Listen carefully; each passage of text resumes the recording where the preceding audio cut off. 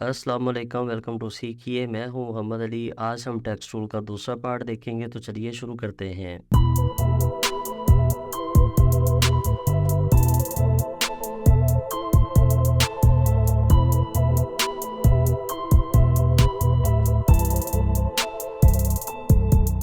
Welcome back. पिछली class में हमने देखा था कि किस तरह से सिंगल लाइन टेक्स्ट लिखते हैं और फिर किस तरह से पैराग्राफ टेक्स्ट लिखते हैं।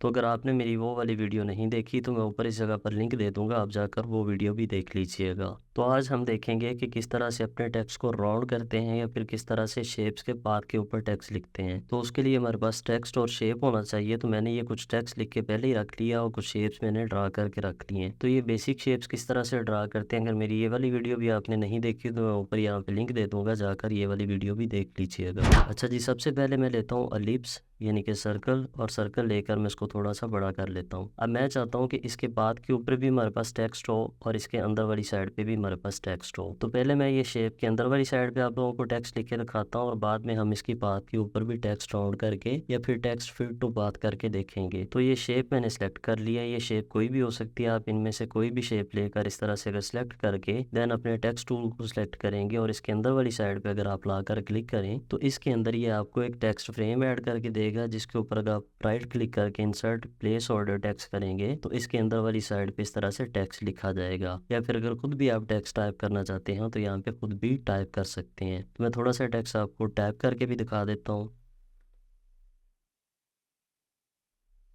अच्छा जी, इस तरह से जब आप टेक्स्ट टाइप कर लेंगे तो बाकी इसकी प्रॉपर्टी सेम वही है। आप इसका यहाँ से साइज़ बड़ा छोटा कर सकते हैं, इसकी अलाइनमेंट यहाँ से कर सकते हैं, एंड सो ऑन, जो भी चीज़ें आप करना चाहते हैं वो आप कर सकते हैं। तो इस तरह से हम शेप के अंदर वाली साइड पे टेक्स्ट लिख सकते हैं या फिर कॉपी करके टेक्स्ट पेस्ट कर सकते हैं। इसी तरह से अगर आप किसी भी और शेप के अंदर टेक्स्ट लिखना चाहते हैं तो आप सिंपल अपने टूल बॉक्स में जाकर कोई भी शेप यहाँ पे ड्रा करेंगे, टेक्स्ट टूल लेकर उसके अंदर वाली साइड पे अगर क्लिक करेंगे तो इस तरह से ये टेक्स्ट फ्रेम आपके पास ऐड हो जाएगा, जहाँ पे आप टेक्स्ट टाइप कर सकते हैं, कॉपी पेस्ट कर सकते हैं, एंड सो ऑन, जो भी आप करना चाहते हैं कर सकते हैं। तो मैंने इस तरह से एक रेक्टेंगल लिया, इसके अंदर मैंने राइट क्लिक की और यहाँ से मैंने इंसर्ट प्लेस ऑर्डर टेक्स्ट कर दिया। तो इस तरह से टेक्स्ट मेरे पास लिखा हुआ आ जाएगा। तो ये एक डमी टेक्स्ट है। आप यहाँ पे अपना टेक्स्ट भी लिख सकते हैं, व्हाट्सएप से कॉपी करके भी ला सकते हैं या फिर MS वर्ड वगैरह से कहीं से भी आप सिंपल टेक्स्ट इसमें कॉपी करके ला सकते हैं। देन उसके बाद अगर आप किसी भी तरह की शेप के अंदर टेक्स्ट ऐड करना चाहते हैं तो सिंपल इस तरह से अपनी शेप ड्रा करेंगे, टेक्स्ट टूल लेकर इसके अंदर वाले पार्ट में क्लिक करेंगे तो यहाँ पे आप टेक्स्ट टाइप या फिर कॉपी पेस्ट कर सकते हैं।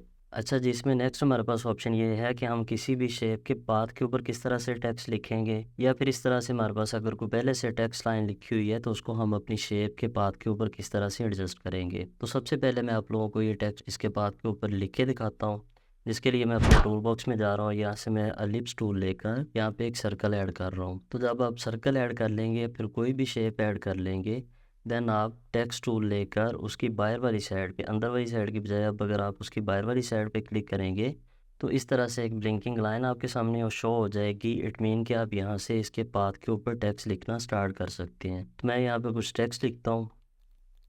अच्छा जी, टेक्स्ट मैंने इस तरह से लिख लिया। अब मैं चाहता हूँ कि ये बिल्कुल सर्कल के सेंटर में आ जाए, तो मैं इस तरह से इसको सिलेक्ट करूँगा, टेक्स्ट के ऊपर क्लिक करके इस तरह से अगर ड्रैग करता जाऊँगा तो एक जगह पे जाकर मुझे इस तरह से एक रेड लाइन नज़र आएगी। तो जो ही रेड लाइन मेरे सामने शो होगी मैं इसको ड्रॉप कर दूंगा तो ये सर्कल के बिल्कुल सेंटर में आ जाएगा। तो जब आप टेक्स्ट राउंड करेंगे तो इस जगह पर इसकी प्रॉपर्टी बार में अगर आप देखें तो हमारे पास ये टेक्स्ट की कुछ प्रॉपर्टीज़ हैं। अगर आप अपने टेक्स्ट को किसी भी तरह से चेंज करना चाहते हैं तो यहाँ से कर सकते हैं। मोस्टली हमारे पास इसकी सबसे पहले वाली जो कैटेगरी है ये यूज़ होती है, तो हम इसको इसी पे रखेंगे। और देन इस जगह पर अगर आप देखें तो ये हमारे पास कुछ डिस्टेंस की प्रॉपर्टीज़ हैं। अगर आप इसको चेंज करेंगे तो ये टेक्स्ट आपका जो पाथ है इससे दूर हटना शुरू हो जाएगा। तो अगर आप इसको डाउन करेंगे तो इस तरह से ये आपकी शेप के अंदर वाली साइड पे जाना शुरू हो जाएगा। तो यहाँ से अगर आप इसको चेंज कर देंगे तो इसका ये स्टार्टिंग पॉइंट चेंज हो जाएगा, और अगर आप इसको नीचे वाली साइड पे लेके आएंगे तो स्टार्टिंग पॉइंट इसका पीछे वाली साइड पे आता जाएगा।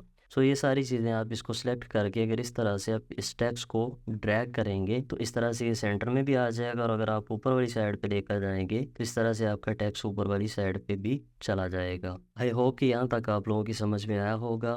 इसी तरह से अगर आप अपने टेक्स्ट को सिलेक्ट करके और माउस का बटन प्रेस करके नीचे वाली साइड पे अगर ड्रैग करेंगे तो ये टेक्स्ट आपका नीचे वाली साइड पे आ जाएगा। जब आप इसको नीचे वाली साइड पे लेके आएंगे तो इसका फॉर्मेट थोड़ा सा चेंज हो जाएगा। तो इसके लिए हमें इसको मिरर करना पड़ेगा। मिरर के लिए हमारे पास यहाँ पे दो बटन्स हैं, एक इसको हॉरिजॉन्टली मिरर करता है और दूसरा इसको वर्टिकली मिरर करता है। तो हम इसको वर्टिकली मिरर करके और हॉरिजॉन्टली मिरर करके इस तरह से अपने टेक्स्ट को सीधा कर लेंगे। सो अगर आप इसको थोड़ा सा और नीचे वाली साइड पे मूव करना चाहते हैं तो इस तरह से टेक्स्ट सेलेक्ट करके आप इसको नीचे वाली साइड पे खींचेंगे तो ये आपके सर्कल से थोड़ा सा मजीद हट जाएगा। सो इसी तरह से आप इसको जितना मर्जी एडजस्ट कर सकते हैं, या फिर अगर आप इसको अंदर वाली साइड पे लेके जाना चाहते हैं इस तरह से आप इसको शेप के अंदर वाली साइड पे भी ले जा सकेंगे। आई होप कि यहाँ तक आप लोगों की समझ में आया होगा। हम इस तरह से टेक्स्ट जब राउंड करते हैं, जब हमें किसी लोगो वगैरह में इस तरह से राउंड टेक्स्ट की ज़रूरत होती है, या फिर जब हमने कोई इस तरह से सर्कल में स्टैम्प डिज़ाइन करनी होती है। अच्छा, जिसमें थोड़ी सी कॉम्प्लिकेशन मैं आप लोगों को बता दूं कि जब आप इसको राउंड कर लेंगे तो ये टेक्स्ट इस तरह से आपकी शेप के साथ लिंक रहेगा। तो इसको अनलिंक करने के लिए आप अपने कीबोर्ड से कंट्रोल क्यू का बटन प्रेस करेंगे और ये इस तरह से आपका टेक्स्ट सेपरेट हो जाएगा और आपकी शेप सेपरेट हो जाएगी। तो ये टेक्स्ट हमने राउंड कर लिया। अब हमारे पास कुछ लिखा रखा है टेक्स्ट पहले से मौजूद है, हम इसको इस तरह से अपने सर्कल के ऊपर राउंड करना चाहते हैं तो आप ये टेक्स्ट सेलेक्ट करेंगे, मेन्यू बार में जाएंगे, टेक्स्ट वाली मेन्यू में जाएंगे और यहाँ पे हमारे पास ऑप्शन है फिट टेक्स्ट टू पाथ। तो आप इस पर क्लिक कर देंगे, देन ये आपका टेक्स्ट जो है इस तरह से इसकी पाथ के ऊपर भी एडजस्ट हो जाएगा। तो जैसे ही आप इस पर क्लिक करेंगे इस तरह से एक टूल आपके पास आ जाएगा, आप इसको लाकर किसी भी पाथ के ऊपर इस तरह से ड्रैग करेंगे तो ये आपका टेक्स्ट उसी पाथ के ऊपर एडजस्ट हो जाएगा। सो इसी तरह से टेक्स्ट को राउंड करके हम राउंडेड स्टैम्प या राउंडेड लोगो वगैरह डिज़ाइन करते हैं। जब एक टेक्स्ट इस तरह से मैंने एडजस्ट कर लिया, अब मैं चाहता हूँ कि ये वाला टेक्स्ट इसके नीचे वाली साइड पे आ जाए, तो मैं इस टेक्स्ट को दोबारा सेलेक्ट करूँगा, टेक्स्ट में जाऊँगा, फिर टेक्स्ट टू पाथ पे क्लिक करूँगा और इस तरह से इसकी नीचे वाली साइड पे लाकर मैं टेक्स्ट को ड्रॉप कर दूँगा। सो अब ये टेक्स्ट मेरा उल्टा साइड पे आया, मैं इसको सीधा करना चाहता हूँ तो मैं इस टेक्स्ट को सिलेक्ट करूँगा और इसको सेंटर में लाकर यहाँ से मिरर कर दूँगा।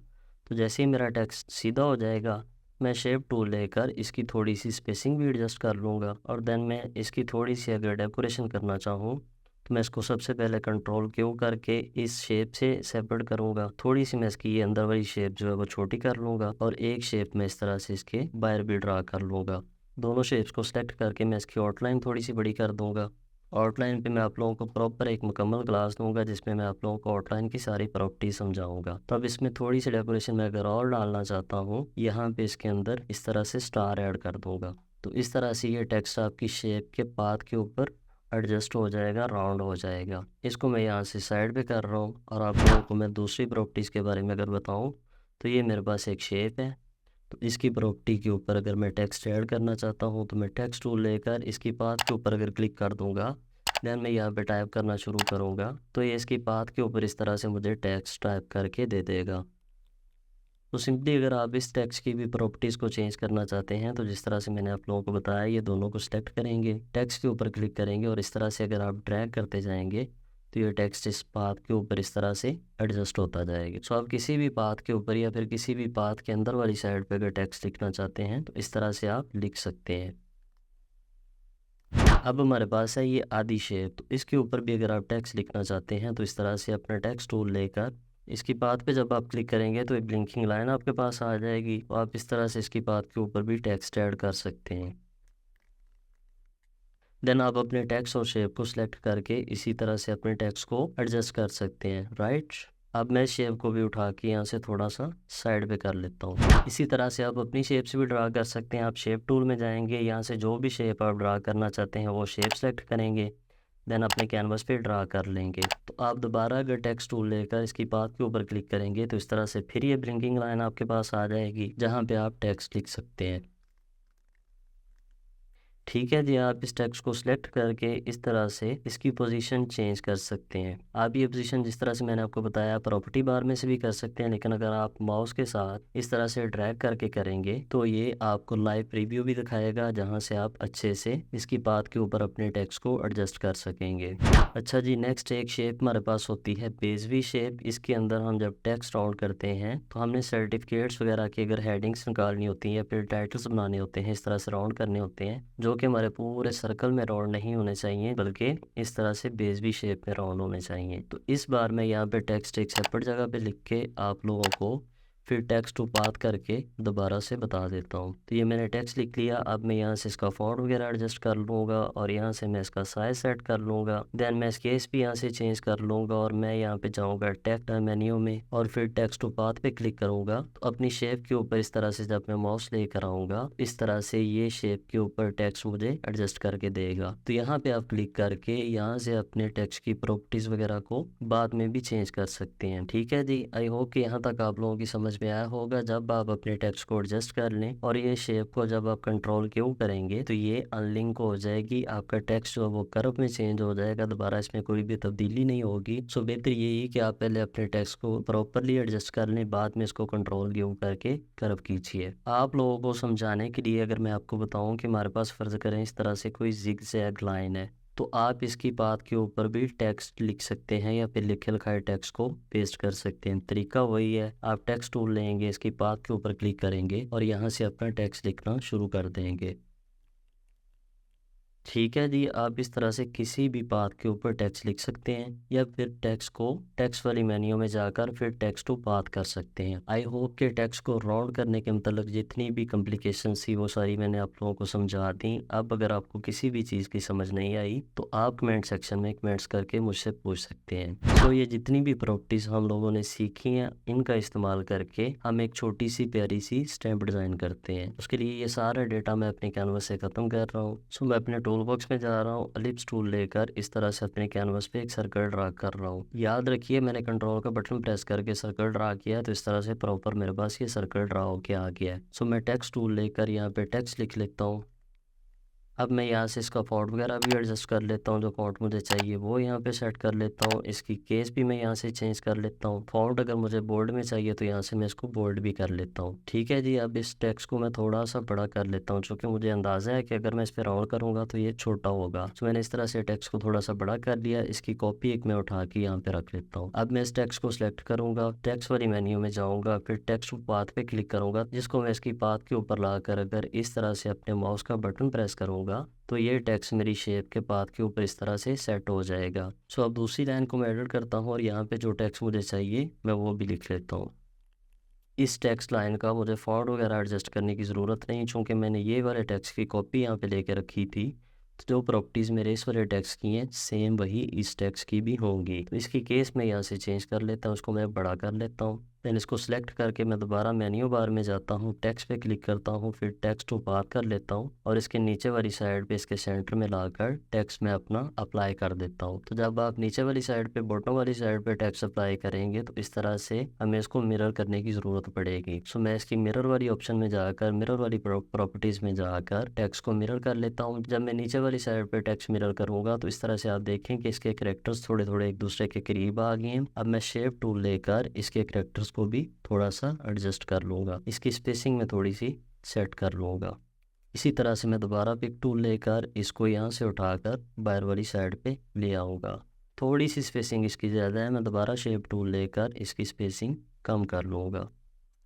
ठीक है जी, जब आप इस तरह से टेक्स्ट एडजस्ट कर लें देन आप कंट्रोल क्यू का बटन प्रेस करके इसको शेप से अलग कर लें। और इस तरह से मैंने क्यू का बटन प्रेस करके शेप अलग कर ली। अब शेप में थोड़ी सी छोटी कर रहा हूँ और इसकी बाएं वाली साइड पे शेप की एक और कॉपी ले रहा हूँ। इस तरह से हमारे पास ये दो सर्कल्स आ जाएंगे। इसकी आउटलाइन का वेट मैं यहाँ से थोड़ा सा बढ़ा देता हूँ। ठीक है जी, इस तरह से हमारे पास ये प्रॉपर शेप बन के आ जाएगी। अंदर वाली शेप को मैं थोड़ा सा और छोटा कर लेता हूँ। इसको आप अपने हिसाब से एडजस्ट कर लीजिएगा। तो जैसे ही आपका टेक्स्ट एडजस्ट हो जाए इसको थोड़ा सा और डेकोरेट करने के लिए मैं यहाँ से शेप टूल में जाऊँगा और यहाँ पे मैं एक स्टार ड्रा करके इस जगह पर ला के रख दूँगा। इसकी एक कॉपी मैं यहाँ से और इस वाली साइड पे भी ले लूँगा। इस तरह से आप प्रॉपरली टेक्स्ट को राउंड करके सर्कल की दोनों साइडों पे स्टैम्प वगैरह या फिर लोगो वगैरह अगर बनाना चाहते हैं तो आप बना सकते हैं। तो इसके अंदर अगर कोई भी डिज़ाइन या फिर कोई भी एलिमेंट अगर आप इंपोर्ट करना चाहते हैं तो वो कंट्रोल आई करके या फिर कहीं से भी इंपोर्ट करके आप ला सकते हैं। तो आइकॉन वगैरह अगर आप इसमें लाना चाहते हैं तो आइकॉन्स की एक क्लास में आप लोगों को पढ़ा चुका हूँ जिसमें मैंने सारा बताया कि आप किस तरह से आइकॉन वगैरह इंटरनेट से डाउनलोड करके अपने कोरल ड्रा में या फिर किसी भी प्रोजेक्ट में इंपोर्ट कर सकते हैं। सकते हैं। ठीक है जी,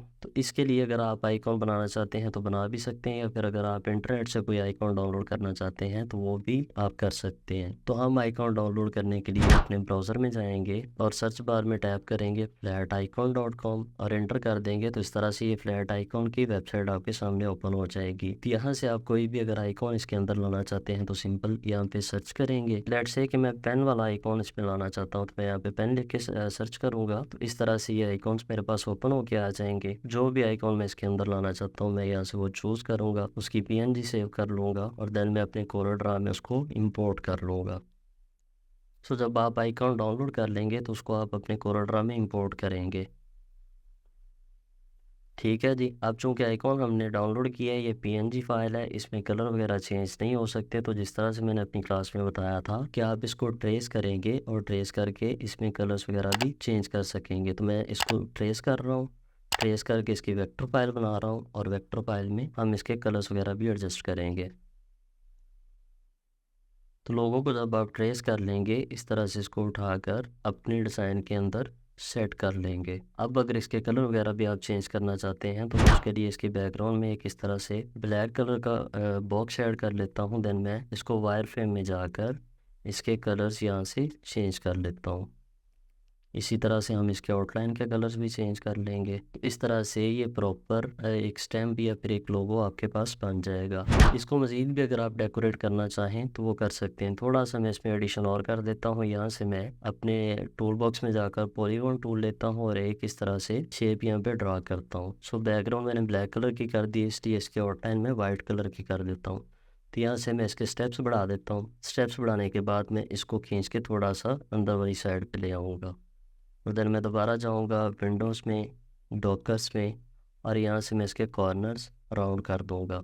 तो ये वाली सारी जो चीज़ें हम अपनी आने वाली क्लासेस में देखेंगे। आज सिर्फ रेफरेंस के लिए मैं आपको थोड़ी सी इसमें चेंजिंग करके दिखा रहा हूँ। ठीक है जी, इस तरह से जब आपकी ये प्रॉपर शेप बन जाए आप इसमें कलर फिल कर लें और इसको उठा के इसके सेंटर में ले आएँ। शेप को थोड़ा सा बड़ा कर दें और इसके आउटलाइन ख़त्म कर दें। देन आप वायर फ्रेम प्रीव्यू मोड में जाकर देखें तो इस तरह का आपका ये लोगो बनेगा। इसको मैं सेलेक्ट करके इसके अंदर में से कर देता हूँ इंटरसेक्ट। तो अब अगर आप देखें तो एक बड़ी मज़ेदार सी स्टैम्प आपके पास बन जाएगी। आई होप कि मेरी आज वाली क्लास भी आप लोगों को पसंद आई होगी। अगर पसंद आई है तो प्लीज़ लाइक कीजिए, सब्सक्राइब कीजिए और इजाज़त दीजिए। अल्लाह हाफिज़।